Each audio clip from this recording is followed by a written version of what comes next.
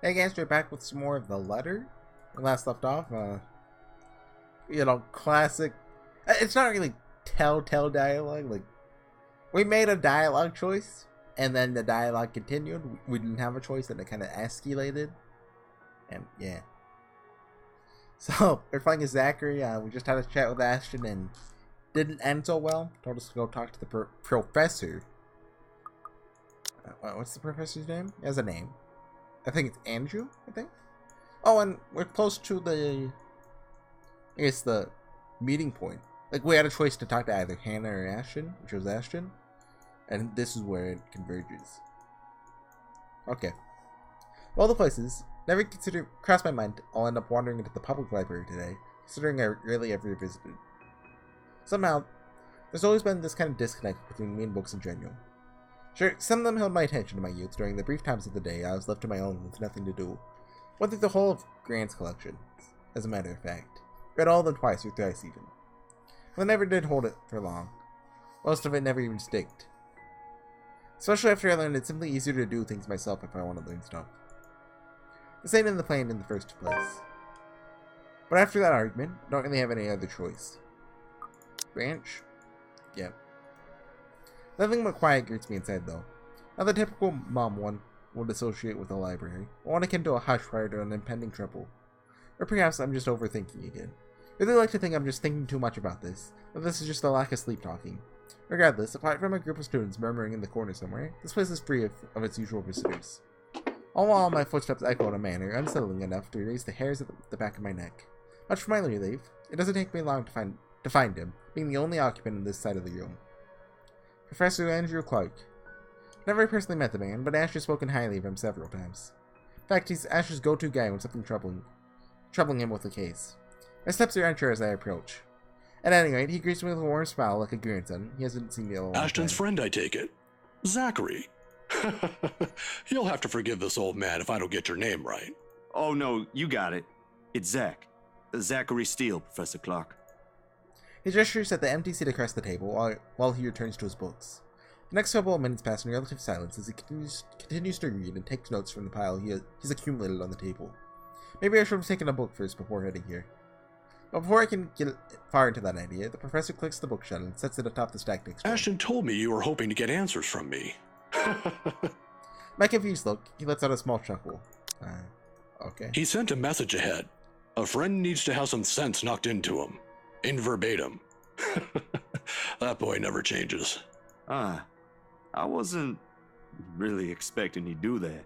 Although I'm not quite sure what I could share, I'll do my best to help. Of course, there are a lot of things I want to ask. How do I get out of this mess since the first among tens? Hundreds of concerns in my head. What in the presence of someone I barely know, the thoughts won't easily form.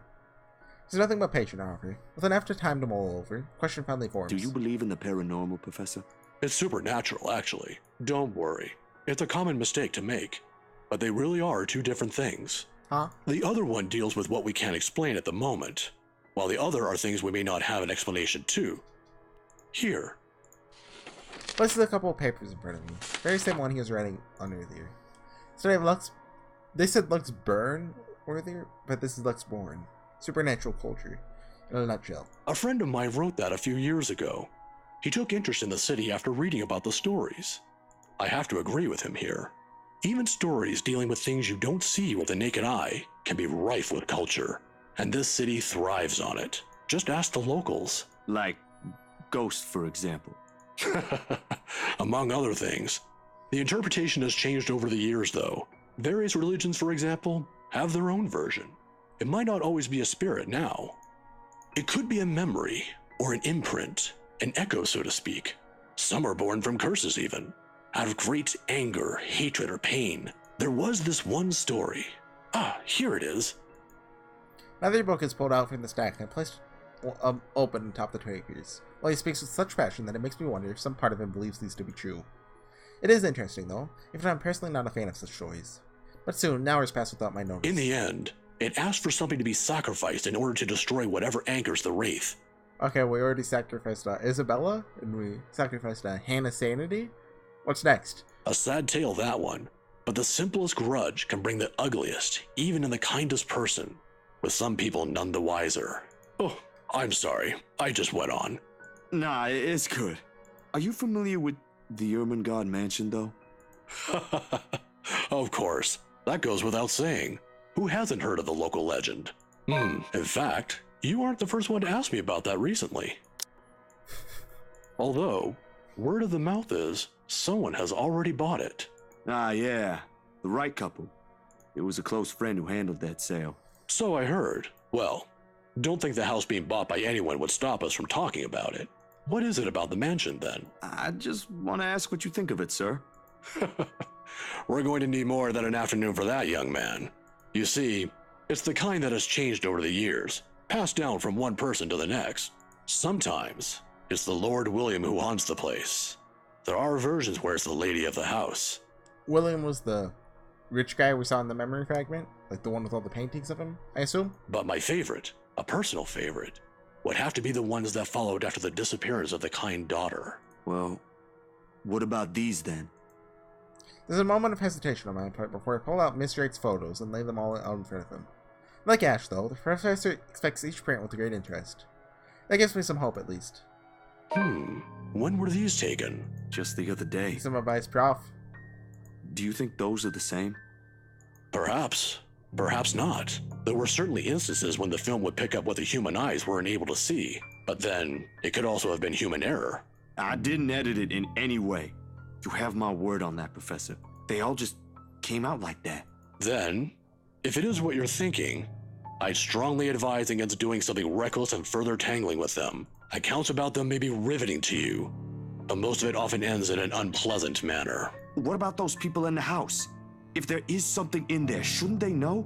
I'm sure they're already familiar with the legends, but... Some people might deserve it, however. He doesn't like the rights. Deserve what, sir?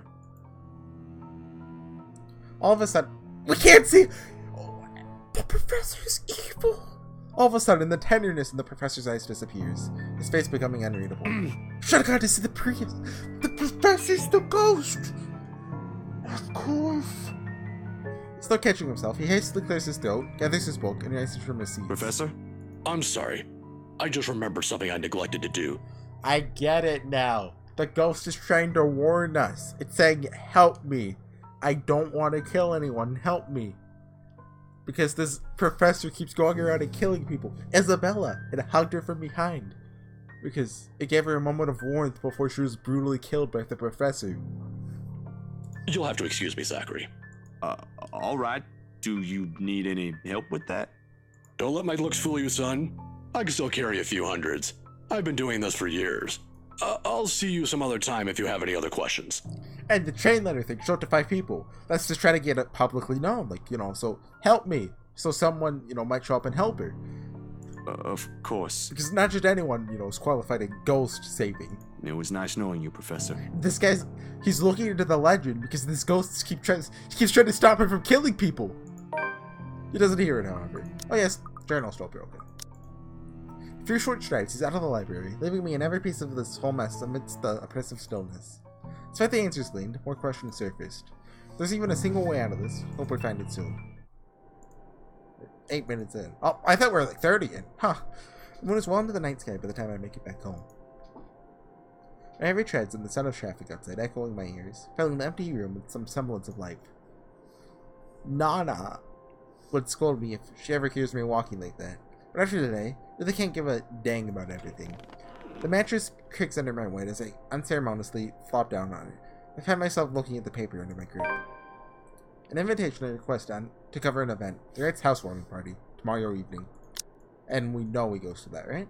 He showed up, right? I think he did. If only you're that easy, but it'll give me a chance to talk to her. About that thing in their house. Decide, I let my hand fall to the side of the bed along with the invitation. Think about it tomorrow. My head ain't muddled with thoughts of a headless one and the haunting smiles of a ghost. But randomly, it occurs to me the last meal I ate had been the one with Ashton. And an empty gnawing ache makes itself known. I can't bring myself to stand up. I usually pronounce it gnawing just as a joke, but I just, Today was a complete waste of time. Frankly, disappointment. I don't like this. Lack of certainty, the disquiet, the lack of stable ground to stand on. Part where I do not know what will come tomorrow. Ever since that dang letter, everything has been thrown out of the loop. Wish everything had stayed the same.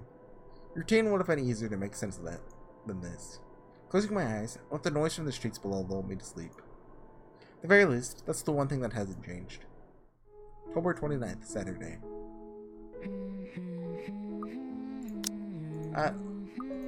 No, timeline. Wait, that's in the journal! I wanted to look at the dates. It's 29th. Is that when Hannah put the necklace on? So the day after the party?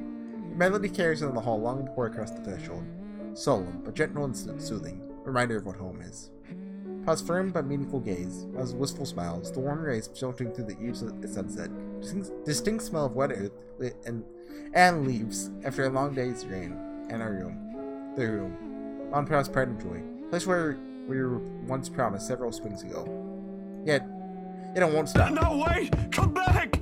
I'll be good this time! Please don't leave! Please stay! The floorboards are cold under my feet, more than it usually is. The walls are more forbidding than what I'm used to. I missed this mute button. I'm sorry, guys.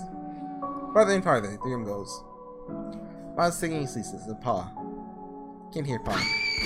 Not about the gracchiest clanging and the deafening roar of gunshots, nor the screams replacing the comforting soft melodies. That's a good screaming. That MP3, by the way. There's the blinding fear. But when the light breaks, her skin is already taken a sickly pale color, rounded in most parts, blood dripping from every open gash and lesion on her body. Oh, it's secreting this. Bony hands grip Hannah's neck like a noose, staining the skin underneath with a vibrant shade of scarlet. Nothing but malice fills the gleam in her eyes. Scream ripples through the air. Whole body feels distant. Every limb heavy with lead, unable to move at will. Okay, let me just go and turn the volume down for the, the sound effect that happens when a jump scare happens. Not even so I can wipe the beads of sweat forming at my temple. The rescue of my breath easily fills the room in the wee hours, while I force it back into a steady rhythm. So is this him looking at the ceiling here, or is this a sword? Or is that his closet? There's a tightness in my chest I can't shake off. Heart pounding against it as if it's about to burst out. Something cold has settled on my legs. Not the usual chill that comes and goes with the passing breeze from the window. One strong enough to sting, shackle, and leave a frigid sensation creeping up my skin. With every struggle I make, the pressure winds firmly around my legs. Tighter, tighter, and tighter. All until it becomes too much. My heart stops.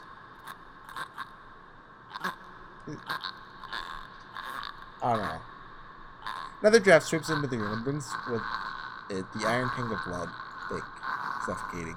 Filling my nose with a foul, sickening smell as I shift my gaze downwards and it slowly comes into view.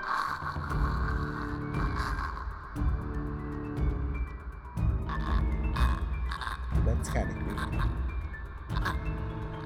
Mouth stretched in a hideous smile and eyes brimming with nothing but madness. Stench of gore taints the air around me, but I can't look away. Torment, terror, and the terror and death that her uncanny, twisted features alone scream. This is kind of creepy. I try to open my mouth, to shout, to ask for any help, while my voice has left my body overjoyed. Like, before, or other appearances, they existed. I was more scared of, possible, like when I press a new game. But that doesn't happen, but this one's kind of, Nice toenails. All I have is the painful realization that no kind of plea will ever save me from her. Suddenly the bed dips. That got me. That got me, okay. You win this time game. The brutal plunge back into myself jerks me awake. I really should get a face cam. I'd be raking in all the YouTube money from that. Brutal plunge back into myself jerks me awake. There's no ear-splitting scream, no wild thrashing of limbs. Just a painful, constricting awareness that something has wound itself tightly around my neck. Waste no second pulling it, blanket away. Allow myself a few minutes to steady my breathing before getting out of the bed. Inhale, hold, exhale. 1 step, 2 steps, 3. But the dreams have gotten worse. Ever since 2 days ago, no longer are they the small, cursory flashes that I'm used to, but vivid ones that linger. I can still feel the blood in my hands, the putrid smell of rotting flesh, the sickening crunch of bones breaking with every movement, their cold, chilling eyes as they bore into me. Drawing one long, ragged breath, before I know it, I'm walking out the door. Even in the waking world, it reeks. Benjamin in the Park is far from the most private place for thoughts in Luxforeign, considering its location at the heart of the bustling city. But in the early hours of the morning, it provides enough peace and quiet for any poor problematic soul who happens to wander here. The city is just waking up, a little later than usual. Knowing what day it is, one can't fault him for being a little tardy just this once. And neither the pleasant morning chill nor the soft twittering of birds does anything to banish the images. Every single one has rooted itself in my head. Its clouds digging deep in what is no longer a safe place to hide. London Bridge is falling down, falling down, writing some falling pretense down. of peace under the guise London of Bridge sheer is optimism, falling along down, the regular my routine. fair lady. Now I don't know what to make of Take it. a key and lock Sometimes him it's easier to up, run. lock Easier him to up, just lock don't him acknowledge. up. Take a key and Easier to lock hide him when up, everything's falling my apart. fair That way, you don't have to be lady. the one to witness it when it does. Works when things London went bad Bridge with is the movie, after all. falling down, Also works with falling mom and pop down, taking falling down. Maybe it really is better if I London- just... Hey, mister. Oh, okay. Tiny voice gives me a pause. When I look up, a little girl, maybe 6 or 7, is peering at me. Two white eyes, overflowing with what can only be natural curiosity one typically sees in children. I really know that Sangarati uniform she's wearing before returning her greeting. Hey, kid. Kylie. Kylie. Okay. Kylie? That's my name. Mama said it's rude not to call people by their names. Sun flops down on the empty space beside me. Little legs, still too short to touch the ground, swings in tune with the song she hums under her breath. Don't mind kids. Nana would often invite the ones in her neighborhood to give them treats. Of course, by then Sis and I were both too old to play with them, but you get used to you get used to the commotion eventually. It's not completely as unpleasant as most people would imply. Kylie seems to be a well-behaved kid Oh, anyway. sorry. Nice to meet you, Kylie. Is Mama here? No, but my big brother's with me. He's taking pictures with his camera over there. Points to the far end of the park, one closest to the street where a kid is taking shots of something above him. Doesn't look to be birds because all there is on the side of the park are buildings. I don't see what's so interesting with the tip of a building, though. I'd take pictures of dogs if I were him. They're cuter. So, what's with the kid? What's the point here? Do you have a camera too, mister?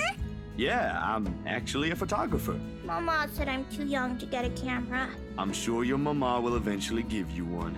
But won't you be late for school like this? Big brother will get us there on time. Rowan promised Papa we aren't going to be late. It's sports day. So it's not good if you keep looking like that today. Okay, so do people actually call their siblings like Big Brother? You know, in the English language. That's, as far as I know, that's not actually a thing. If it ends up raining and we lose, it's your fault. All right, I'll try not to upset the clouds today, kid. And also, remember how I said the voice acting in this game was more or less good? I lied. 0 out of 10. Is it because you're sick, mister? Before I know it, a smile spread over my face. Sick kids ask the toughest questions sometimes. Sure do. How sincere Kylie looks. Lying feels like doing her a No, huge disservice. Not sick. Just having a very, very bad day. Why is that? Is that like when my big brother ate all of my pudding? He did that once and then cried. It wasn't very nice of him. Yeah, I think so. You see, there's this mean girl. She's given my friends and I a lot of trouble. I even got in a fight with my best friend because of her. Okay, that's because the thing with Ashton. Okay. Hard to keep up when things are like that, you know? Especially when you can't do anything. Oh, there is this. I never noticed that before. So we're more than halfway through. Okay. It's kind of scary. Makes you wish things will just stay as peaceful as they used to be. Maybe she just wants to be friends with you? I highly doubt that. One of my friends, she left us because of her. What if she's just sad? Or maybe she just wants help. Yeah, help me. Huh, I wonder what this could mean. That's what happened with Melody. I let her borrow my crayon when she left hers. Now we're playmates. It's not really the same thing, Kylie. What she did, they're pretty bad things. I still think there's another reason. Did you try talking to her? That's what Mama said I should do. Okay, so we have Umi and Echo here. You see, the kid represents the reader, you know. It's really up to interpretation if you consider Angie to represent the reader, or like, you know, this is obvious goats, but I don't think that'll work either. You haven't even tried yet. You sound like Rowan. You're just scared, mister. reasonably scared, but scared nonetheless. That strikes a chord. Maybe it's the honesty in her tone, or simply the truth in the words itself. So is she actually the ghost in disguise? I don't know why, but I can't help it. I laugh. Not enough to disturb an elderly couple taking a leisure walk in Why nearby. are you laughing? That's nothing. You're a really smart kid, you know that? That's what I've been doing, ain't it? Goes full speed ahead, then backtrack when the going gets tough. Stay in my safe zone because that's what I know. Once Dr. Navarro said I should be the first one willing to deal with my problems before anyone else. Doesn't show up on our next appointment after that. But he's right. Though I hate to admit it, knowing what I've seen, the kid makes a good point too. I get so caught up thinking there might not be a way out. Maybe there isn't, or maybe there is, but that doesn't mean I should just leave it up to fate. Aren't spirits supposed to be humans before too? They're people they cared about, lived a life of their own, spout and laugh like the rest of us does. Do they really lose all of it after You that? better get to school, though, or you'll miss sports day. You should have won yourself some awards, alright? Alright. Can I show it to you when I do? That can cheer people up, right? In the distance, her brother calls for her. I took that as a sign to leave. Got things to do, to face. First few steps, they say. Nah, I'm good now, I think. Thanks to you. Besides, Mister needs to go, but you should show it to Mama and Papa. I'm sure they'll be proud of you, Kylie. I will. Thanks, mister. Bye. Gave her a little pat on the head before running my way. Small gesture of thanks from a stranger she didn't know might have helped. She may not understand it now, even though at such a young age she already has this understanding of things, but maybe when she's older. The world no longer seems too big for her. But aren't you going to help me, mister? Thought so. With what? Confused, I glanced back. Whatever cheer our little talk brought has vanished under the shadow, suddenly dancing in my eyes. That featured air is most definitely not how the morning chill should feel like. Bitter, stinging, and welcoming. And the kid. What do you think, mister? Are you going to help me? What do you want from us? So is this him hallucinating, or? Oh, looks like we might have a choice here. Spots never comes out of her. Because when I blinked, gone. Hello? Mister? Are you okay? For several passing seconds, I let my stare linger on her face, waiting for any sign of another change. But all that remains in there is the carefree smile of a child. None of the spite, none of the cold, bloody smile. Nothing, huh? I really need to go, Kylie. It was nice meeting you. See you again, mister! It's still broken. I break into a run. Don't look back. Not even as I bump into a couple of passerbys as soon as I'm out of the busy streets. Going insane. This is what it is. If we don't do something soon, we all will be. Okay, so... Oh, I wonder, in this path, does he not run away?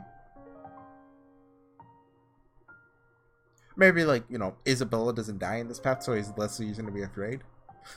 How would the story be going if Isabella didn't die? Huh. I never really thought about that. Like,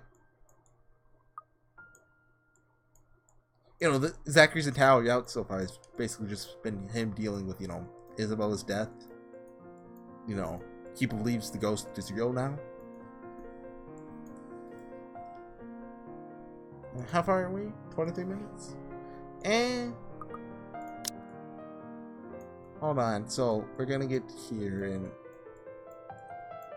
we won't be able to get here by the end of the video. Probably. Because that looks like a natural stopping point before the end. So, we'll call it here. Probably 2 more episodes to the end of Zachary's out, which is about as long as Hannah and Isabella's, I think. Well, a bit shorter than Isabella's, but about as long as Hannah's. Anyway, guys, see you guys next time. Bye.